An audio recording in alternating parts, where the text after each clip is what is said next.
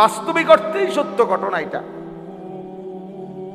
এই জন্য আপনাদের কাছে আমার অনুরোধ, কেন মাদ্রাসায় পড়াবেন সন্তান, এটা আপনার জিম্মাদারি। ছেলে মেয়েকে, একটা ছেলে মেয়েকেও, যেই মা বাপ তার একটা সন্তানকেও আল্লাহর কোরআন থেকে বঞ্চিত করেছে, ওই সন্তান বঞ্চিত করেছে ছেলেকে মেয়েকে, ওই মা বাপ নিশ্চিত জালেম। কিয়ামতের দিন ওরা জালেম হিসাবে হাসরের ময়দানে উঠবে, এবং ওই সন্তান তাদেরকে আল্লাহর সামনে বিচার প্রার্থী হবে মা বাবার বিরুদ্ধে, এবং মা বাবাকে কিয়ামতের দিন ওই সন্তান, ওই ছেলে ওই মেয়ে, যে মা বাপ তার সন্তানকে দিন শিখায় নাই, আল্লাহ চিনায় নাই, আখিরাত চিনায় নাই, পরকাল চিনায় নাই, ইবাদত আমলে বাধ্য করে নাই, চেষ্টা করে নাই, দিন রাত্রি ফিকির করে নাই, কিয়ামতের দিন ওই সন্তান নিশ্চিত মনে রাখবেন, ওই মা বাপকে হাসরের ময়দানের কোটি কোটি মানুষের সামনে সন্তান তার মা বাপকে বেইজ্জতি করবে, কোনো সন্দেহ নাই। সন্তান বেইজ্জতি করবে ওই মা বাপকে। কি ধরনের বেইজ্জতি? পায়ের নিচে ফালাইয়া, মুরাইয়া, ফাঁড়াইয়া, এরপরে সন্তান জাহান্নামে যাবে। নিজ সন্তান তখন পিতা মাতাকে পায়ের নিচে ফালাইয়া মুরাইবে, ফাঁড়াইবে, এরপরে বলবে আল্লাহ আজকে এদেরকে বেইজ্জতি কইরা, অপমানিত করে আমি গেলাম, জাহান্নামে যাচ্ছি, এরা আমারে বঞ্চিত করল। আমি ছোটবেলায় বুঝতাম না, আমি 6 বছর বয়সে আমি কিছুই জানতাম না, কিছুই জানতাম। এই জন্য আল্লাহ তাআলা এখানে শিখাইছেন, وَإِذْ يَرْفَعُ إِبْرَاهِيمُ الْقَوَاعِدَ مِنَ الْبَيْتِ وَإِسْمَاعِيلُ, আল্লাহ বলেন ইব্রাহিম আমার ঘর পুনর্নির্মাণ করলো, এবং ইসমাইল অর্থাৎ ইব্রাহিম তার সাথে ছেলেকেও নিলেন, নিয়া বাপ পুতে এবার এক মনে, এক ধ্যানে, এক ফিকিরে আল্লাহর ঘর নির্মাণ করছে, কাবা নির্মাণ করে এবার আল্লাহর কাছে ইব্রাহিম আলাইহিস সালাম ছেলেকে সাথে নিয়া, আহা বলো কেমন সুন্দর বিষয়, যে মনে করেন একজন বাবা, ওনার বয়স তো 85 বছর, আর ছেলেটার বয়স 13-14 বছর, তো বাপ পুত দুইজনেই আল্লাহর কাছে হাত উঠাইছে, মুনাজাত করছে, একটা বড় হাত, একটা ছোট্ট হাত, পিচ্ছি হাত, একটা ছোট্ট মানুষের হাত আর একটা বড় মানুষের হাত, তো দুই হাত একসাথে আল্লাহর কাছে এবার উঠাইছে। উঠাইয়া ইব্রাহিম আলাইহিস সালাম কতগুলো দোয়া করছে আল্লাহর কাছে, এইটাই শেষ, এই দোয়াটি বলতে চাইছো। আল্লাহর ঘর বানিয়ে নিজের এবং নিজের সন্তানের জন্য, পরিবারের জন্য ইব্রাহিম আলাইহিস সালাম আল্লাহর ঘর বানাইয়া দোয়া করছে। এই দোয়ার মধ্যে কি বলছে দেখেন, আর আমরা পরিবারের জন্য, সন্তানের জন্য আমরা কি ভাবি, আর উনি কি ভাবছে, কি বলছে, কি বলা উচিত, এই শুধু এটা শুনে তাইলেই শেষ। ইব্রাহিম আলাইহিস সালাম ইসমাইলকে সাথে নিয়ে আল্লাহর ঘর কাবা পুনর্নির্মাণ করে আল্লাহর কাছে দুই হাত তুলে দোয়া শুরু করছে। এবার এই দোয়া করতেছে, রব্বানা তাকাব্বাল মিন্না, 1 নম্বর দোয়া, আয় আল্লাহ আমরা পিতা পুত্র মিলে আপনার ঘর নির্মাণ করলাম, রব্বুল আলামিন আমাদের এই খেদমতটুকু আপনি কবুল করে নেন। এই একটা বাপ পুতের মেহনত আপনার ঘরের জন্য করেছি, আপনার জন্য করেছি, মাওলা আমারও কবুল করে নেন, আমার সন্তানকেও কবুল করে নেন। রব্বানা তাকাব্বাল মিন্না, আমরা দুইজনের খেদমত আপনি কবুল করেন। আমি আমার সাধ্য মতো আপনার ঘর কাজ করেছি, আমার সন্তান সন্তানের সাধ্য মতো ঘরের কাজ করেছে, কারণ বাপ পুত্র আর সমান সমানই টানছে না, কারণ উনি হলেন সামর্থ্যবান, সে তো বাচ্চা, কিন্তু আপনি আমাদের দুইজনের খেদমত কবুল করেন।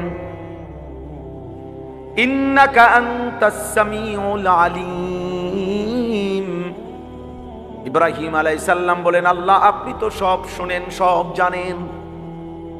আল্লাহ আপনার জন্য করেছি কিনা, আপনার সন্তুষ্টির জন্য ঘর করলাম কিনা, আপনার কাজ করলাম কিনা, দুনিয়ার কেউ যদিও না জানে আপনি তো জানেন, আপনি তো জানেন, আপনি তো সব শুনেন। তাহলে আপনাকে তো আড়াল করার কিছুই নাই। ইন্নাকা আনতাস সামিউল আলিম, আয় মাওলা নিশ্চয়ই আপনি সব শুনেন, সব জানেন। অতএব আপনি আমার দিলের খবরও জানেন, আপনি আমার বাহিরের খবরও জানেন। আমি আমার ছেলেকে কি বলছি আপনি সেটাও শুনেন, আমার ছেলে আমারে কি বলছে তাও আপনি জানেন, সব আপনি শুনেছেন, জানেন। অতএব আপনি আমাদের পিতা পুত্রের এই খেদমত কবুল করে নেন। এই হলো এক। 2 নম্বরে দোয়া, রব্বানা ওয়াজআলনা মুসলিমাইনি লাক। এই দ্বিতীয় দোয়া হলো, এক বাপ তার ছেলেকে নিয়ে আল্লাহকে বলতেছে, আল্লাহ আমরা পিতা পুত্র দুইজনকেই আপনি ইসলামের উপরে দৃঢ়তা, ইস্তেকামাত, মজবুতি দান করেন। আমি যেন জীবনভর আল্লাহ মৃত্যু পর্যন্ত যেন দ্বীনের উপরে, ইসলামের উপরে থাকতে পারি। আমার ছোট্ট মাসুম সন্তানকে আপনি এভাবে কবুল করেন। আমার ছেলে ইসমাইলও যেন মৃত্যু পর্যন্ত আপনার দ্বীনের উপরে থাকে।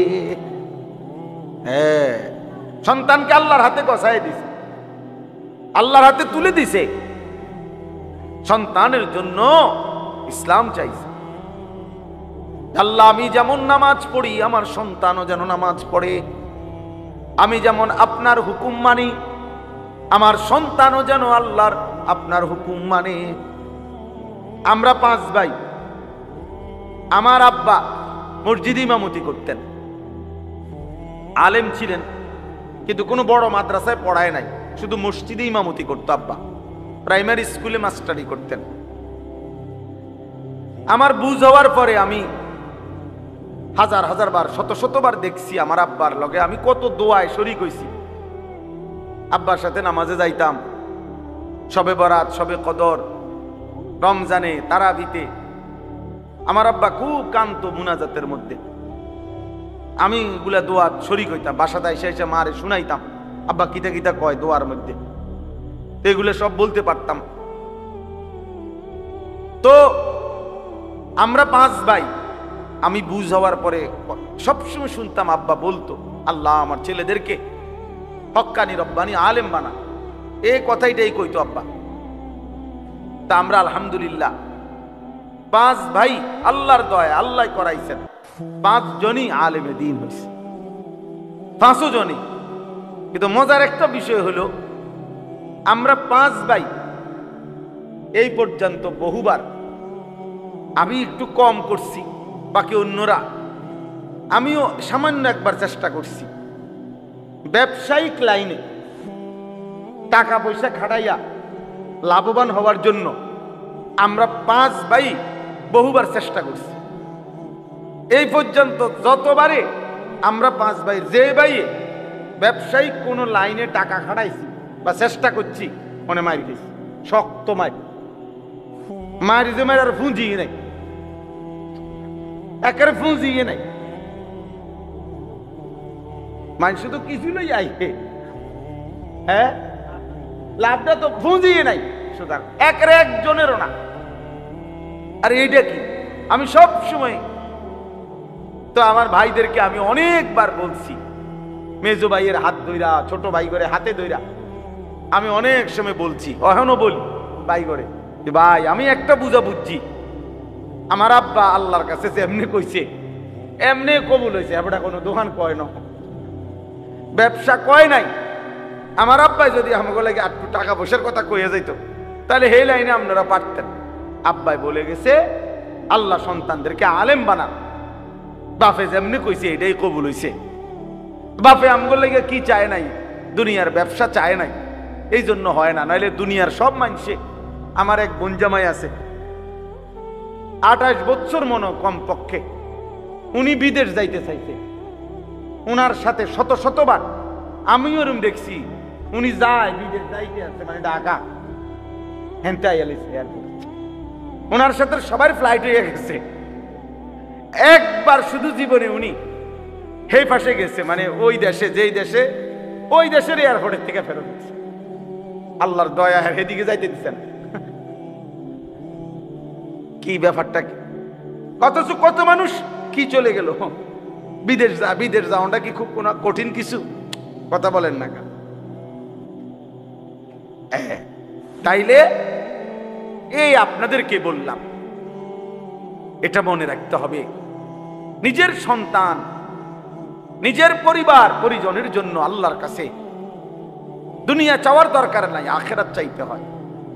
এই যে উনি চাইলেন, রব্বানা ওয়াজআলনা মুসলিমাইনি লাক, ইব্রাহিম নবী বললেন, আল্লাহ আমি এবং আমার সন্তান ইসমাইলকে ইসলামের উপরে মজবুতি দান করেন, দৃঢ়তা দান করেন, মৃত্যু পর্যন্ত যেন আমিও আমার সন্তানও দ্বীনের উপরে থাকে, ইসলামের উপরে থাকে।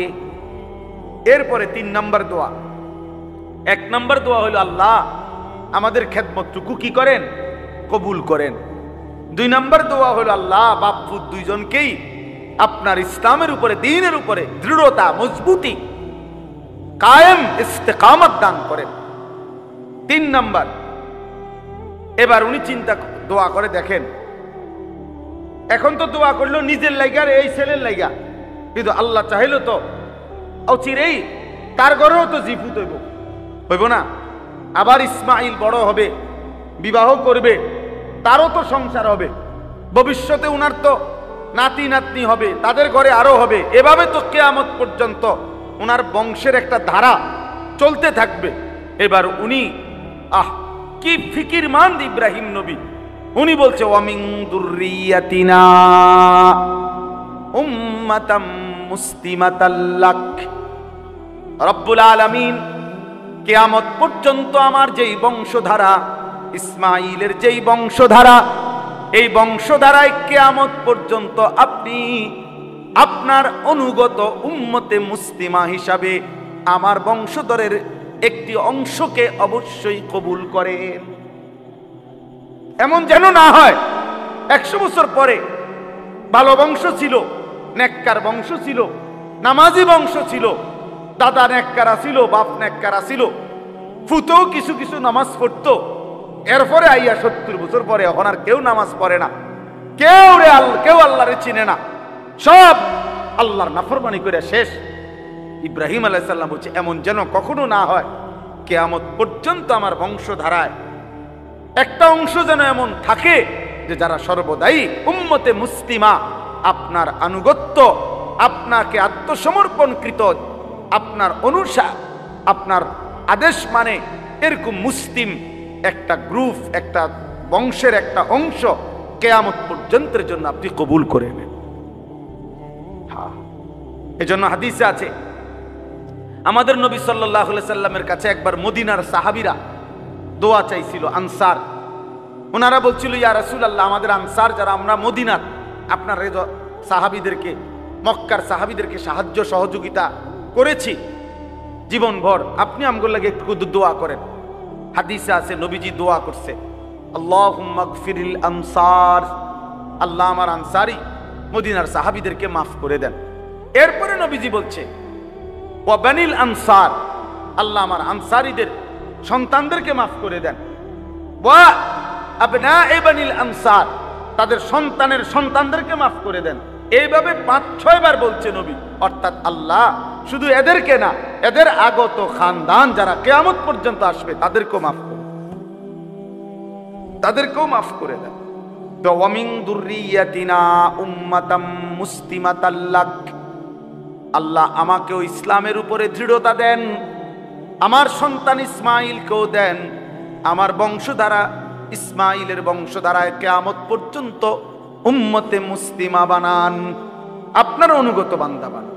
এজন্য একজন মুসলমানের সার্থকতা মিয়া, আপনি তো 30 বছর খাইছেন দাইছেন সুদে ঘুষে কিস্তিতে লোনে খাইয়া দাইয়া, এরপরে চলে গেলেন মিয়া। এরপরে যদি বংশধর এমন হয় 50 বছর পরে আপনার বংশের কেউ আল্লাহ চিনে না, নবী চিনে না, আখিরাত চিনে না, তো আপনার কবরে সওয়াব যাবে কেমনে? আপনার কবরে সওয়াব যাবে কেমনে? আপনার বংশধর তো আল্লাহই চিনে না, আখিরাতে তো চিনে না। আল্লাহ আমাদেরকে মাফ করে দেন, আল্লাহ আমাদেরকে মাফ করে দেন। এরপরে তিনি বললেন ওয়া আরিনা মানাসিকানা।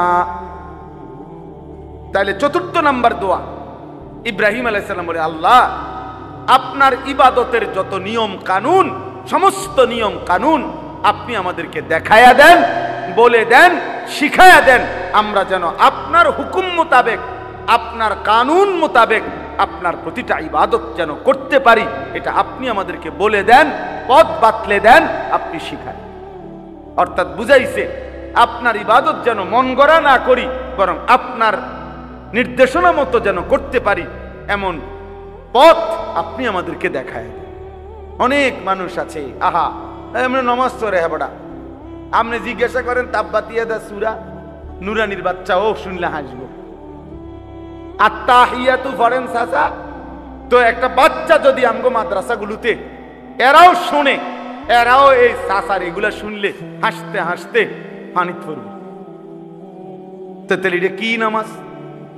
যার সূরা হয় না, যার একটা দোয়া ঠিক নাই, রুকু সেজদা ঠিক নাই, আত্তাহিয়াতুটাও ঠিক মতো পড়তে পারে না, কিচ্ছু পারে না, হ্যাঁ ওটা ওড়ে আর নামে ওটা কয়টা নামাজ পড়ে। কি নামাজ এটা? এই নামাজের তো কোনো ফায়দা নাই, অশুদ্ধ, ভুল। যেই নামাজ সূরা কেরাত দোয়া কালাম তাসবিহ ভুল, অশুদ্ধ, খোদার কসম ওই নামাজ হবে না, এটা কোনো নামাজ না, নামাজ না। ফালিয়ামাল আমালান সালিহা, আল্লাহ শর্ত করছে কোরআনে, আল্লাহ বলে দিছে, আল্লাহ বলবে বান্দা আমি বলে গেছি, তুমি গুরুত্ব দাও না, এটা তোমার বিষয়। আল্লাহ বলছে তোমরা প্রত্যেকে যদি জান্নাত পেতে চাও, 1 নম্বরে তোমাদের প্রতিটি আমল বিশুদ্ধ করো, বিশুদ্ধ করো, ঈমানকে বিশুদ্ধ করো, দ্বীনকে বিশুদ্ধ করো। আখলিস দীনাকা ইয়াকফিকাল আমালুল কলিল।